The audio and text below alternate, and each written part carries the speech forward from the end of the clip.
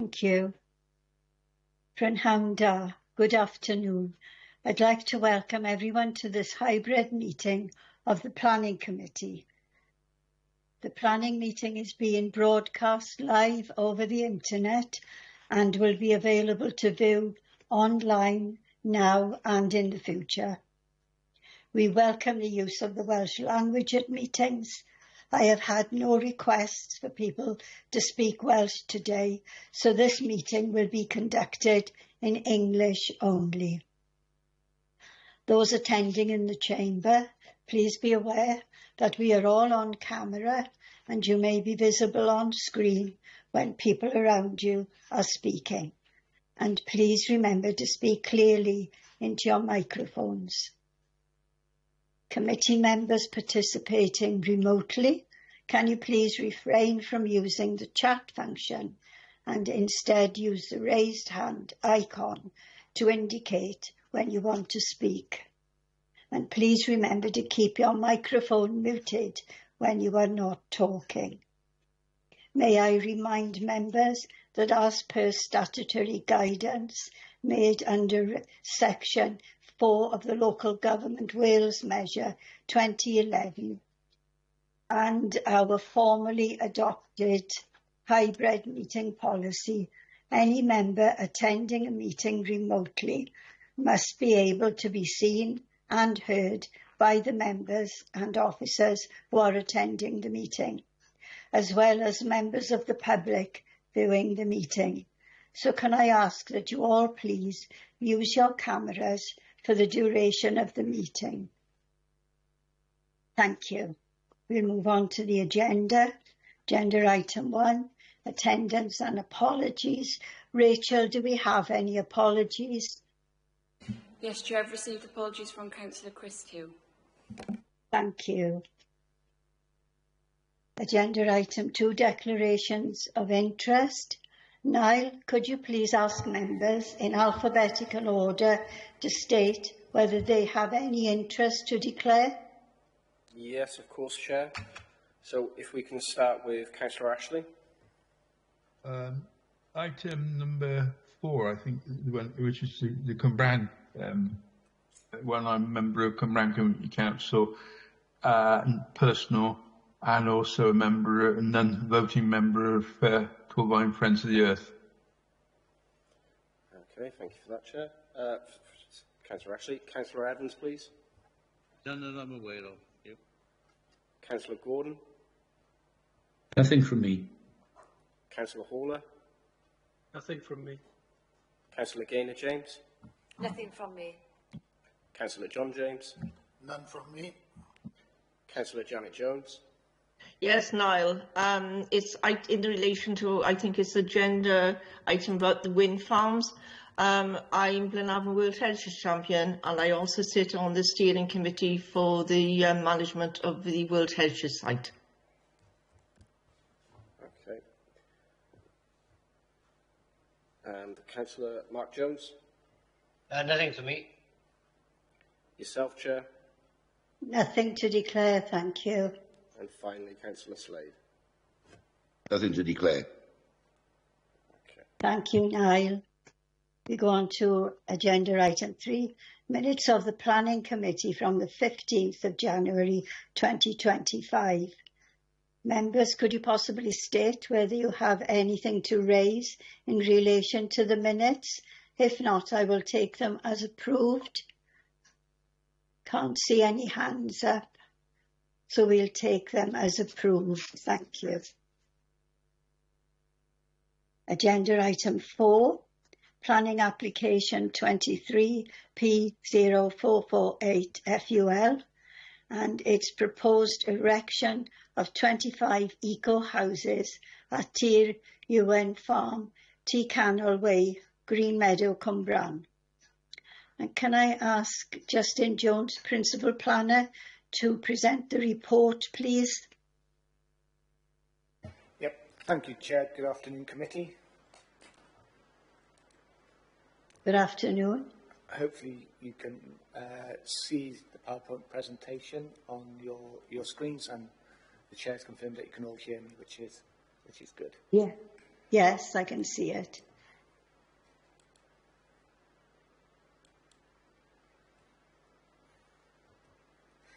Okay, Chair Committee, as background to, as you would have seen in the committee report, we've had a previous application that was refused back in 2022 for the erection of 25 houses, and there were 6 grounds for refusal. So this is a resubmission from that original refusal, and is sought to overcome the reasons for refusal. As Chair Committee, as you'll be aware, this application has been presented to committee as the applicant has appealed for non-determination. So what committee has been asked to do is, if this application was coming before you without the appeal, is what would have been the decision made if it was for committee to make the final decision.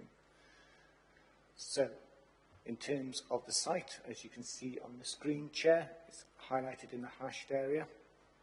It's approximately a hectare in size. The red dot, as you can see on the screen, is a Grade 2 listed farm building. North is pointing in that direction, as my arrow shows. West is that way, east that way, and south is that way. So obviously you've got the existing T Canal Way Road, and you've got the estate of Rosemead, which is to the north. We'll look at that in an aerial photograph in our Chair Committee. So this is the site approximately. Hello, 868-413. On site, so can you hear me? Oh. Yeah. Yes, Stuart was speaking. He's put his mic off now. Hopefully you can still hear me, Councillor Ash. So as I said, there's the Grade 2 listed farm building. There's Rosemead. The T Canal Road is underneath there, and there's the existing residential properties. To the west of the site, so there's the boundary of the site, approximately, all this area is special landscape area. So as what you can see, Chair Committee, is that there's a significant slope from downwards from west to east, and obviously that's approximately 20 metres in gradient. There is the existing listed farm building, and obviously it has views across. What you can't quite see on this photo, Chair Committee, is that along in parallel to those trees is a public right-of-way.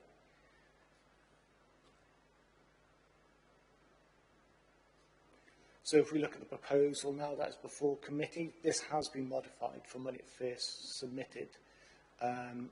What you can see is the arrangement of primarily detached properties. There are flats highlighted in my cursor areas here and here. Access to the site is primarily by a road that will be adopted, which will be a cul-de-sac road and a turning head. There will be a path, believed to be unlit, that will lead down into the public rights-of-way. You can see there's additional trees that are proposed to be planted, and you'll see parking to the front of the properties. The amended plans that you've got before us, Chair Committee, have added additional landscaping in between the parking spaces to break up the hardscape that was originally in the submission. There's additional parking space for the flats over here. You'll note, Chair, that there is an access road that leads up to the field that's to the west. So it will allow, that track allows access to these fields behind.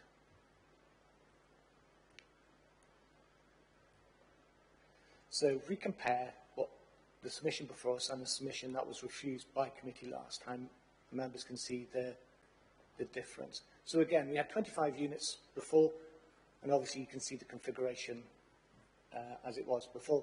The key points is that plots 10, 11, 12, 24 and 25 have been removed, and they've been incorporated into flats primarily, and the space has been made a bit wider. And as you can see, there's additional landscaping features that have been put in. So if we look at the sections, as we've discussed, Chair Committee, is that there's a significant gradient in the land, and obviously those are to be levelled out to create usable gardens. So what does that mean? So along the eastern boundary, which is where we've got the public right-of-way, we're likely to see a gabion wall of approximately 4 metres in height to create that level surface. And then beyond that, you then have the tiered garden and then the houses. And again, the same then on the westerly one, we have them retaining structures. So again, the plan that's on your screen now, committee, is the ones that you would have seen before and which form part of the reason for refusal. One of the amended plans has provided us with, Chair Committee, is the ability to understand how the usability of these gardens will be. And obviously they are flat and they do meet the requirements in terms of area overall, and therefore that's one of the grounds for refusal that isn't being taken forward. So obviously one of the key points that has changed from when we last refused it to now is obviously Planning Policy Wales has changed, and Chapter 6 primarily in itself has changed, which creates the need for ecological resilience and connectivity. So what the applicant has provided is ecological corridors which they seek to protect. You would have seen the comments from the ecology officer, who's broadly comfortable with that, but again does questions how that links into the wider areas, which as committee will know is a key importance that for part of good design and ecological features is that they're not just to look inwards, but they are also to look outwards to create connectivity corridors into the wider area as part of good design. Again, that isn't apparent here, but it is a matter that could be conditioned if it was to be allowed. Again, Chair Committee, don't forget, just outside the red line here is that public right-of-way that goes across there. So we've got some visuals which committee may find useful. So if we look at the bottom one, there's that public right-of-way, and as you will see, there's that gabion wall looking at approximately 4 metres in height.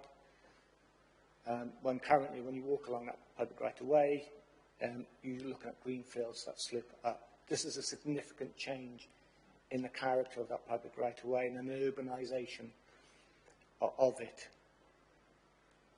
And then obviously this is looking at walls, retaining walls along that footpath there. Again, as you will see, there's a significant urbanisation of the area and the fences. Again, what isn't clear and what we have asked the applicant to provide, which unfortunately they haven't, which is why we haven't determined it within the time frame, is the greater detail of how that relationship, if I was walking along that path, and what would I see looking up there. For us, we think that that footpath is a key vista that needs to be carefully considered, and those details aren't there before us to make an informed decision. So again, this is looking at the visual of the proposal. Some key features that the committee will want to look at. There's the listed barn, and obviously as the report has highlighted, the setting of a listed building is important and is a material consideration. And committee considered before, and it is considered again, that relationship of fields and the encroachment of the built form in close proximity, most notably around here and here, starts to affect that setting. There's also the ecological corridors and how they would work. But one thing that I think is evident from these drawings, Chair Committee, is how carbon dominated the proposal is. There is no active travel that has been proposed within it.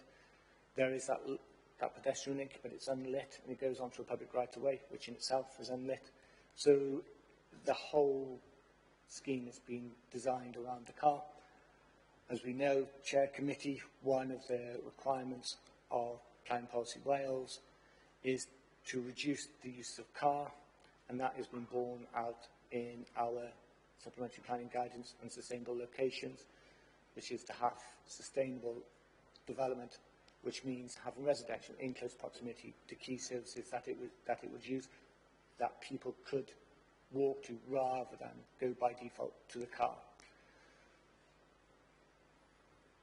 So here's a picture of the site as it is now. So I think as we're talking, Chair, there's a public right-of-way along there. So we're going to have at least 4 metre retaining walls, then the gardens, and then we'll start to see those buildings sitting above, elevated above this area. As you can see, there is a significant gradient. You can see the listed building in the background. You will see, Chair, Committee, that there has been that discussion, and that was considered last time, has been brought forward again, in terms of, is this site appropriate for development of residential? Notwithstanding that it is allocated within the local development plan for up to 25 units, for which this does meet, it is considered that based upon up-to-date guidance in Future Wales Policy 2 and in Plan Policy Wales, that allocation shouldn't be brought forward and forms reasons for refusal, as it did last time that members looked at this in 2022. So just to reiterate, Chair, the committee has been asked if this application had come before them, would they agree with the recommendation officers have made, bearing in mind that the reasons for refusals are similar to those that members considered previously when the application came forward, and we have seen a difference between those plans. That's the end of the presentation, Chair. Committee, happy to take any questions. Thank you. Thank you, Justin. I can see one hand up. Councillor Stephen Evans, would you like to ask your question? Thank you, Chair. I have got a couple. First of all, I would like to ask,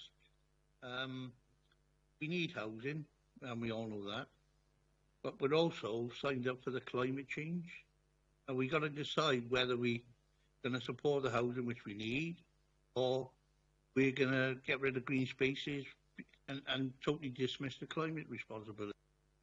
So, you know, where do we fare off in this? I know Welsh Government has got, the inspector got to look at it, but it's a deep concern of ours as being members of the planning.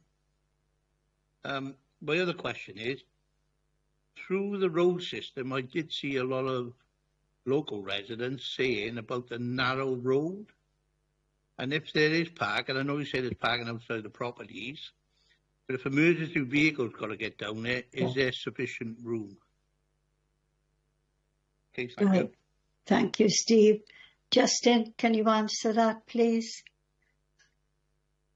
Yeah, thank you, Chair. Thank you, Councillor Evans. I think on the first point, which is a point of principle, I would respectively suggest that committee have already made that through the previous refusal, in that committee at that time decided that the loss of open space for housing, notwithstanding even back then in 2022, there was a need for housing, took the view that the open space was more important. Again, it's up for members to see if they still agree with that, but the policy basis, I think, as Councillor Evans suggested, has gone more pro-retention of green spaces and ecological features than less.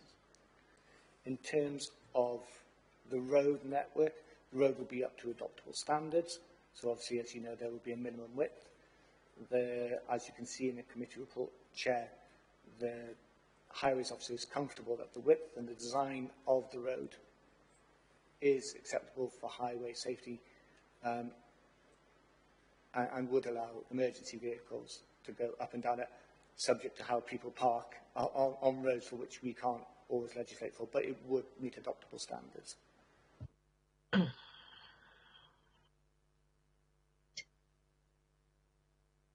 Okay, Steve. Yes, thank you, Chair.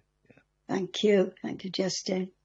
Right, we've got Stuart Ashley now. Councillor Stuart Ashley, you've got a question? It's not so much a question as an observation. I kind of remember this one.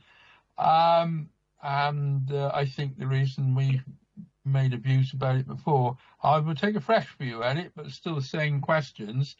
There's ecological questions and there's also community questions. Whereas the two, I've got a list of questions here. Where's the nearest access to town if you were walking? Where would you get a bus? You know, is it up or down or where? You know, that I have to ask that question because it looks very isolated.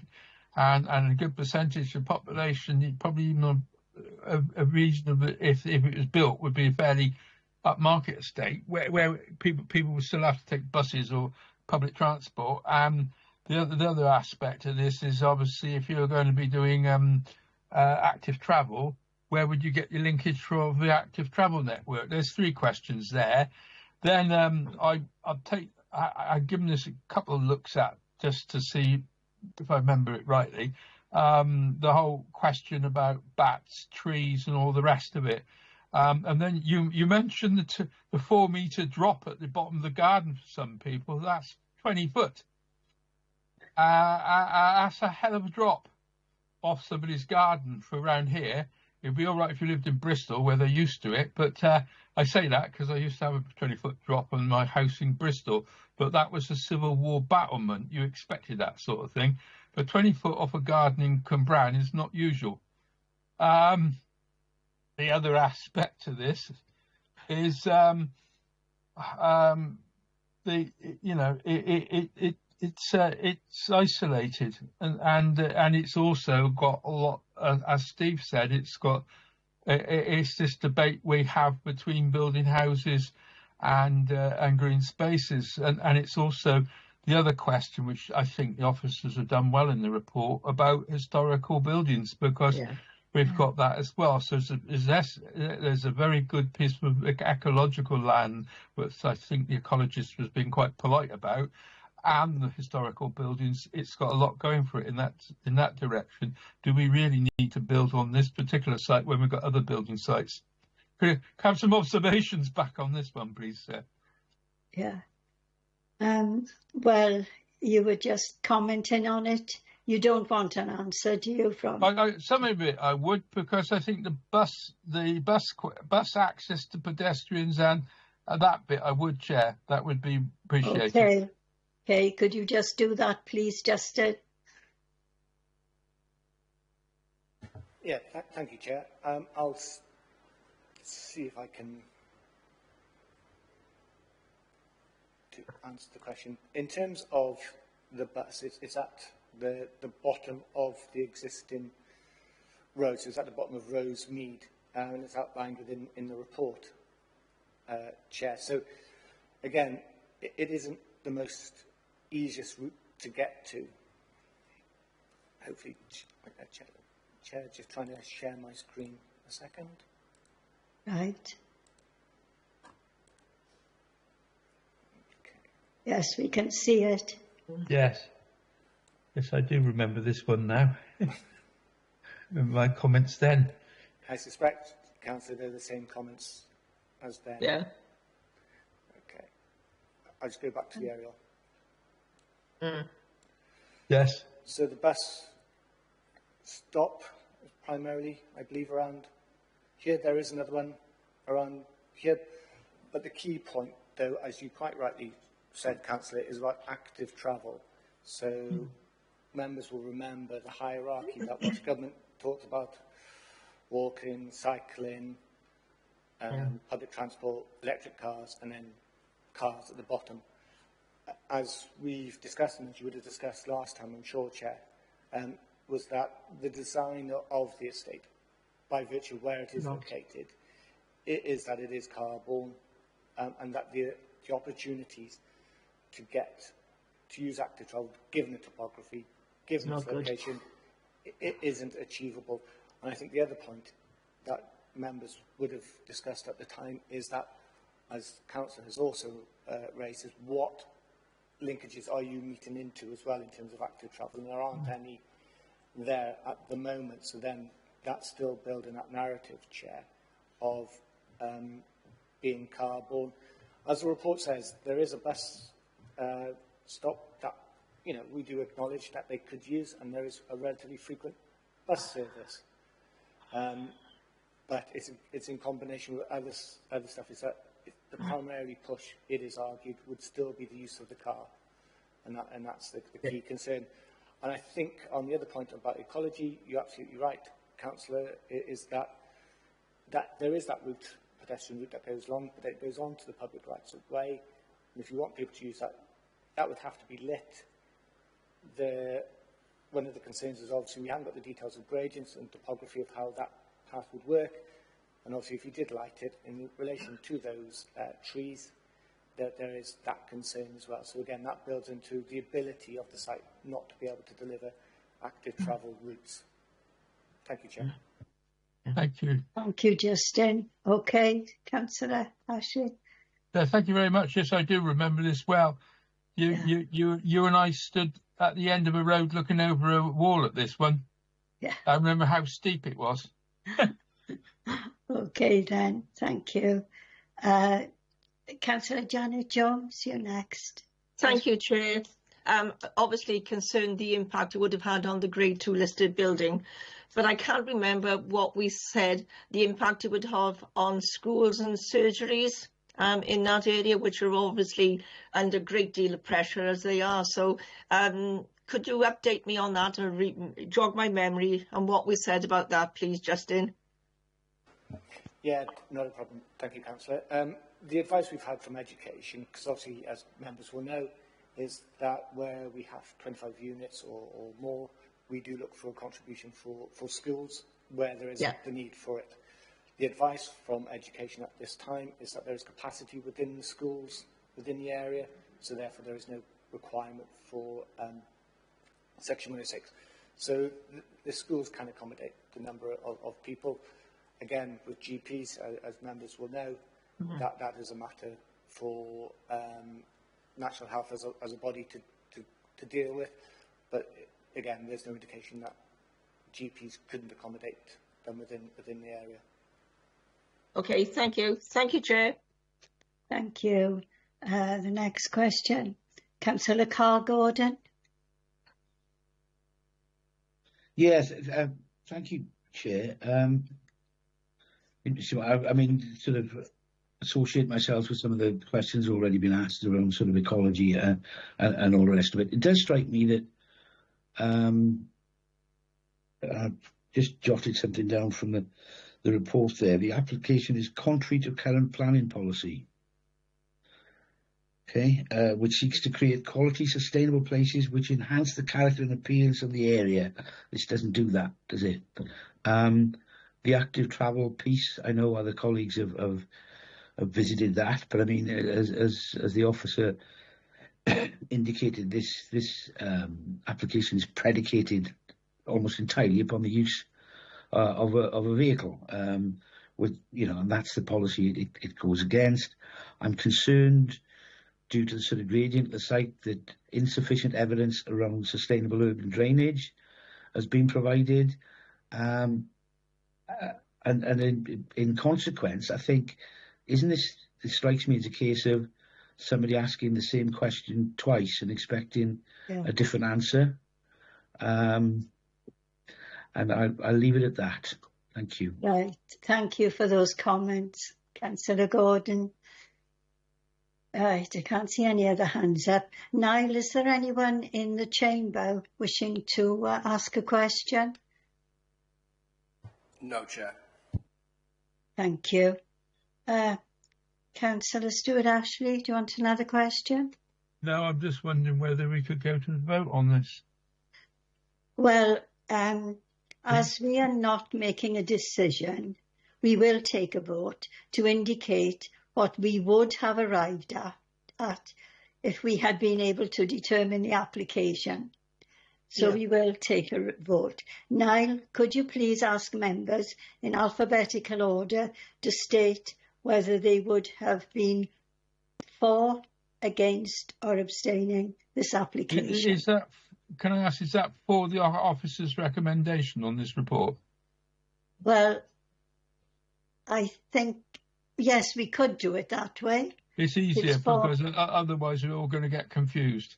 Right, we will take the officer's recommendation, and that was that the local planning authority oppose the application through the appeal process on the following grounds: which are on pages 38 to 40 of the agenda. So we will take it on those grounds, okay? Thank you. So, Neil, could you do it in alphabetical order, please?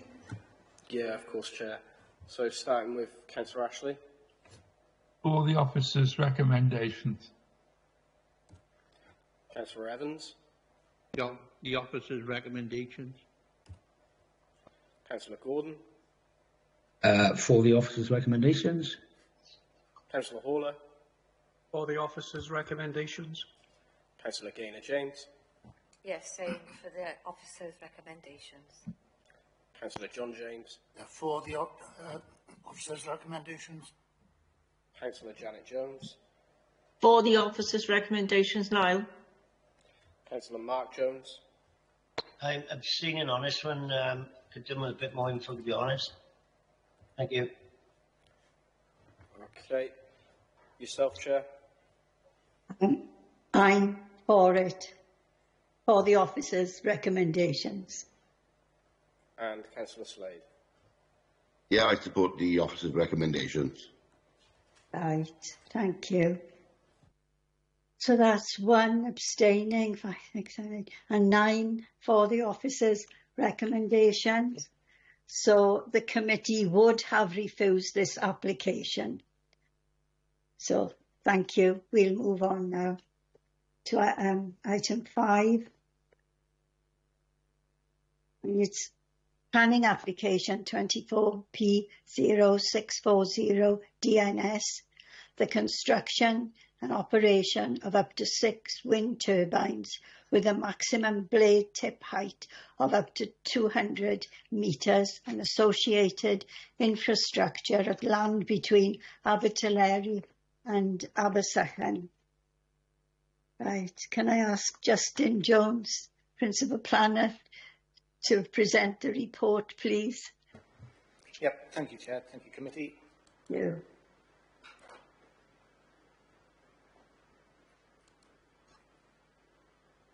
This isn't obviously the wind farm.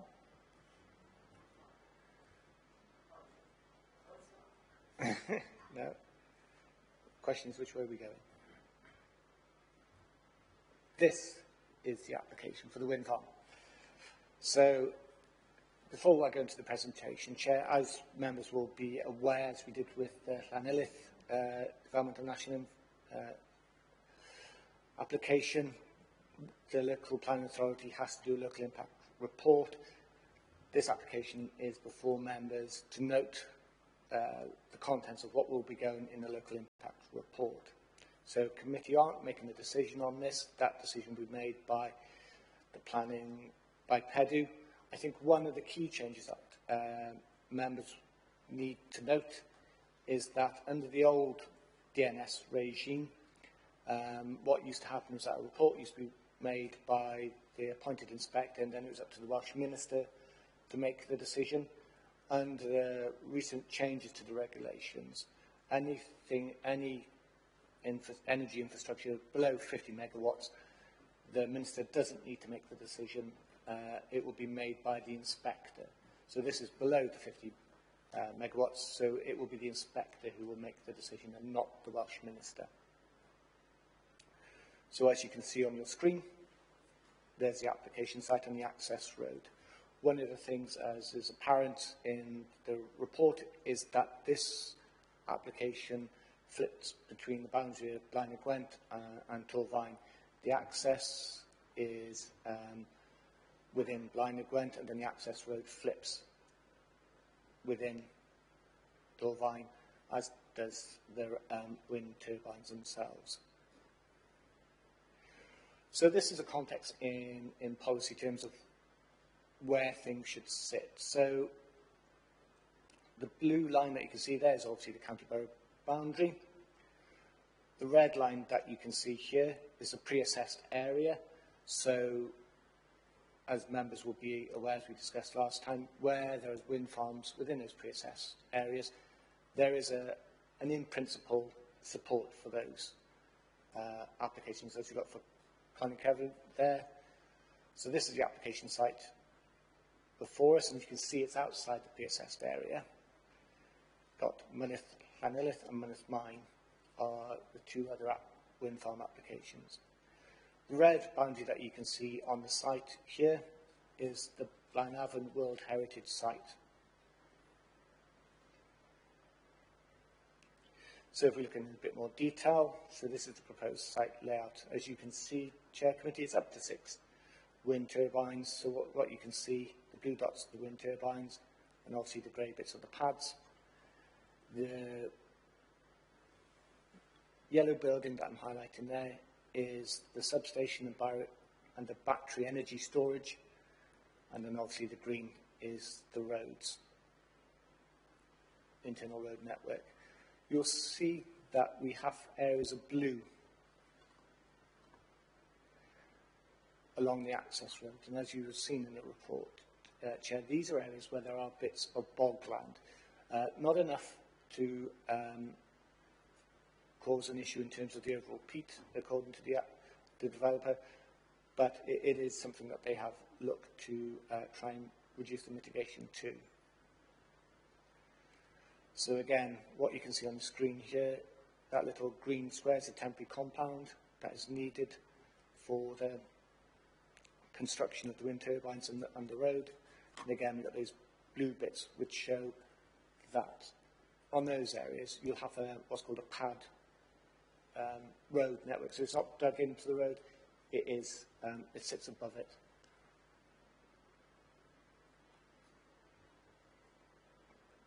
So again, as we've seen in the report, it's a 3-blade wind turbine up to a maximum height of 200 metres to the tip, and you can see that on the picture there. This is the foundations, as you can see, not the 3.5 metres down, and then the electricity cables going to them. Again, this is a typical design of that access track. As you can see, this one is dug in, but in those areas where there is potential for peat, it will just sit on top of it with a floating.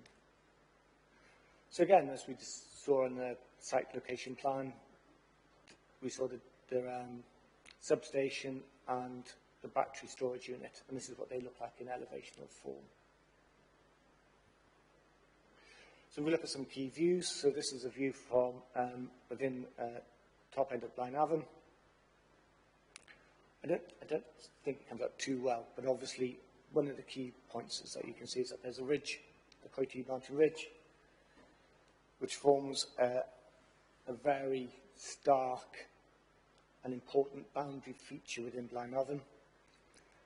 And what you can see, and it's more evident upon this one here, hopefully, Chair, is that you can see, there's the application site there, you can see the tips of the blades. And don't forget, Chair Committee, that those blades will be turning, so you will see them, they're not fixed and static, you will see them moving around. And then in the distance, you can see Llanillith and Mine, they will also be turning. So again, this picture shows quite well, I think, how the introduction of those wind turbines are coming closer and closer towards Blaenavon. Again, this one is looking towards the top end of Blaenavon, and I think one of the things you'll notice, Chair, is that it is below a public parking area. So obviously it's a prominent view, and hopefully this one is a bit more clearer. So the top photo is as it is now. The middle one is a photo montage that you can see those blades and you can see the columns. And then obviously the one at the bottom is obviously it at night. And there's two key points, I think, on the one at night shows you is obviously as the sun goes down, that ridge, which is a significant visual vista, is broken by the silhouettes of the wind turbines and critically by the red lights that you have to have because of the height of the wind turbines for aeroplanes. So again, it is going to be visually prominent within that scene. Again, if you look at Blaenavon again, so this is from the Gorringe. Again, as members will know that we have the existing ridge, Craigie Ridge. We do have some infrastructure, but as you can see, Chair and Committee, it is below the ridgeline, it is black. Whilst then if we look at the proposal, you can see above that ridgeline the proposed wind farms, and again, the photo down below highlights that wind farm in conjunction with other wind farms that have either been consented or within the process of being put before PEDU to consider. And as the report explains in terms of visual impact, there's two key points, as members will know. The landscape around the area is a special landscape area in its own right, and obviously there is a duty to consider that and how that is appreciated. And also on top of that, there is the requirement of how this will affect the outstanding universal value of the World Heritage Site. And obviously, if members will be aware, and as highlighted in the committee report, that Coity Ridge and the man-made relationship of that landscape is a key feature of the World Heritage Site. Members will note, and it is recognised within the UNESCO description, that there isn't a buffer zone as such, because the Coity Ridge creates that natural buffer zone, which is something that we should consider, and it is recognised within the inscription, as members will see within the report, that there was the concern about the threat of wind farms and other inappropriate development in close proximity to that. And that has been assessed within the committee report, and that will go forward if members are agreeable in the local impact report. So if we look wider afield, so this is looking at Abersucken, and again, the top picture shows the existing relationship. Then obviously you can still see those wind turbines. So this, I think, is recognised and it is accepted by everybody that wind farms are a visual addition to the area. The question is the degree of acceptability that would be. So if we look at the access, as members will note and read, the abnormal loads and the construction traffic aren't coming through Torvine area itself, but coming up through Blaen and Gwents and Heads of the Valley, but obviously then to intersect with the access road that already exists, which is a track, there needs to be modifications to allow those very long abnormal loads to swing in. So we can see that here, and then go up the track. Again, as members will note, that the common, there is ecological value there in terms of not just the flora, but in terms of ornithological as well, in terms of the birds and the interrelationship between that, and that's obviously been addressed within the report. The conclusion is that the population in terms of birds can broadly deal with some change in impact, but there are issues for kestrels and for, we also need to consider peregrine falcons, which are a European listed species. But again, the report that has been submitted by RWE and their ecologists recognise that there is areas of bog, areas of dry heathland that will be affected by this, and this plan, in broad terms, seeks to show how that can be mitigated, and there is hedgerows that will be planted as well. The other part of the application that PEDU will be asked to consider is what's called a Section 16, which is to have temporary development on common land, and then obviously the other one, that is Section 38, which is the release of common land for development. So again, the green outline is the area of common land that is affected.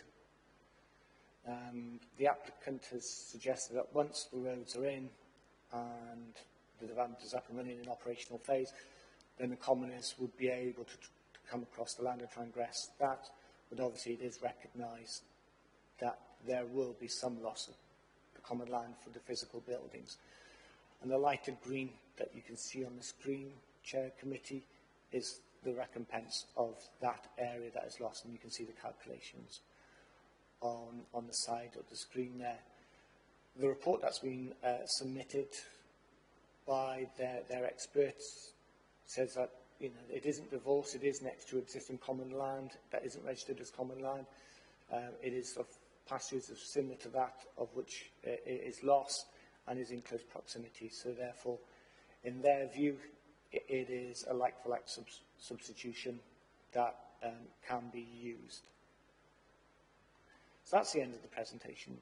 Chair, committee, happy to take any questions. Thank you. Thank you, Justin. We've got Councillor Steve Evans. Ask the first question. Thank you, Chair. It's more probably an observation rather than a question. I mean, residents are not against the production of clean energy, but it's a degradation of the land and the surrounding area, but it's also the visual impact that having to see these turbines. Because as stated in the report, a tree will be visible within turbine. I haven't got the answer to that, but I'm just trying to make you aware that people do talk about the clean energy, but the biggest impact is the visual part of it. Yeah. Was that a comment rather than a question? Yeah, to be honest, I haven't really got the answer myself, but it's just questions that residents do come with, and speak to you about it. Yeah. So unless the officers have got any sort of good answer that we could reply back to residents when they ask you, that'd be great. Have you got any good answers, Justin? Well, I don't know, Chair, if I've got a good answer, but I've got an answer. And I'll let you decide if it's good or not. I think it is recognised in national policy that we have an aspiration to have 70% of our energy to be from renewable sources, and there's good justification for that. It also creates employment opportunities and apprenticeships, and that's all been highlighted. And that, I would suggest, Chair, is reflected in the pre-assessed areas. That we have recognised that we need to have those wind energy, and that's already been assessed. And that's been assessed nationally across Wales, where there's capacities issues. Are they the most best ones for wind? RWE would suggest not, but there are obviously got to be compromises along the way. And obviously, it would, in our view, that compromise is that the World Heritage status is an important feature. It is of international importance, which is why we have the pre-assessed areas, in our view, away from the World Heritage site. So yes, the authority recognises that there is a need for sustainable energy, but it's got to be the right location. And in our view, this isn't the right location, and we believe that is supported by national policy, which has already set those areas where it can go. I'll leave it up to Councillor Evans if he thinks that's a good answer or not. Well, I think it's a good answer. Do you, Steve? Well, it's something we could use, Chair. Yes, definitely, definitely. That. Right, who's next? Stuart Ashley, Councillor Stuart Ashley. I don't want to take anything away from Janet because I know she's a resident on this, but, yes. but both Councillor Evans and myself have served on the Brecon Beacons Heritage. I'll get there in a moment. Brecon Beacons, and the World Heritage site. I just looked it up while we were told. Well, sorry, my phone's going off at the same time. The important thing: how many World Heritage sites are there in Wales? The answer is 4. And they're all similar kinds of areas. Well, 2 are similar areas to Brecon. There's the Slate Lands in North Wales. There's the castles, mainly in North Wales, but you could include places like Caerphilly as well. And then there's the aqueduct on the canal there. The point about World Heritage, I'm not meaning to give committee a lecture on World Heritage sites, but they're extremely special. And the debate that was had in this application, which I thought was fairly well put together by officers, about whether a World Heritage site, the business about whether things should intrude on it, is a question. Sorry, Janet, I suspect you would go on about this as well. My view is, I did make last time we went anywhere near this, said about the sheer height of these things, and that one solution might be to make them slightly smaller. I don't know if they can, but do they need to be 200 meters?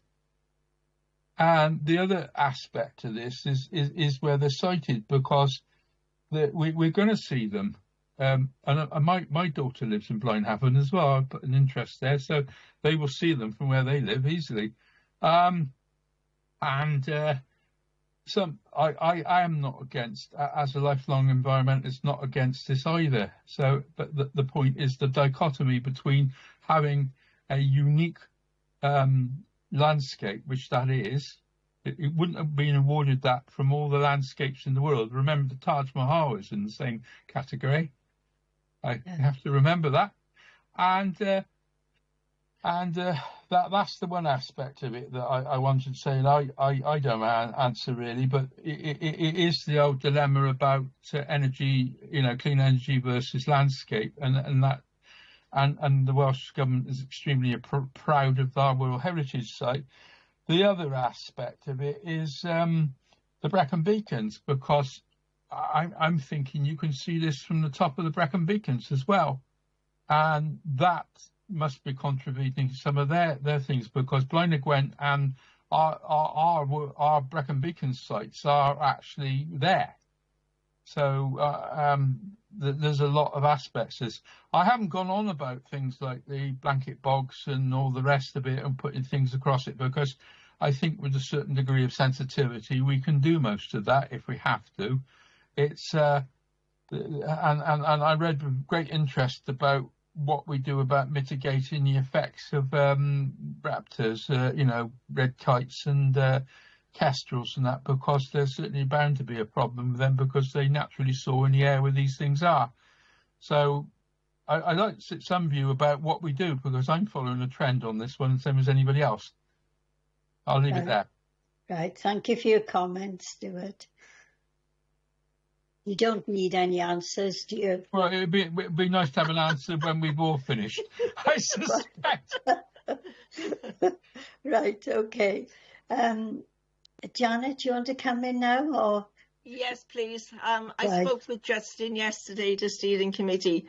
This issue can cause major impact on our outstanding universal value of our 19th century landscape. Is by the biodiversity. There's cerulean moss here which could be damaged.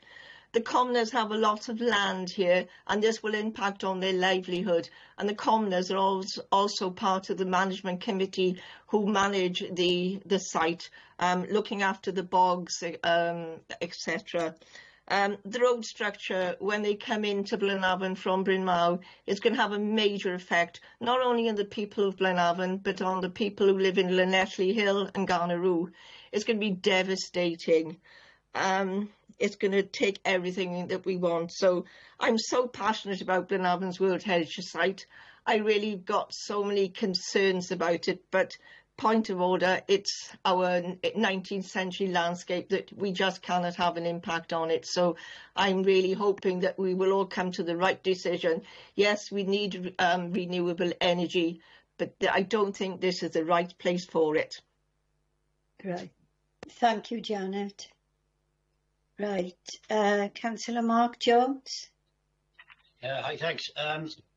Obviously, part of the criteria for planning these turbines, which this one is 200 metres, in old money that's 656 feet, which is about 2/3 of the way up the Eiffel Tower. So you've got them dotted everywhere. But in the criteria it says that you're not allowed to build these in areas of natural beauty. And if our landscape is not an area of natural beauty, then God help us all, I say. And obviously, we are a bit hypocritical. The last planning application was worried about a slither of land and the eco effects.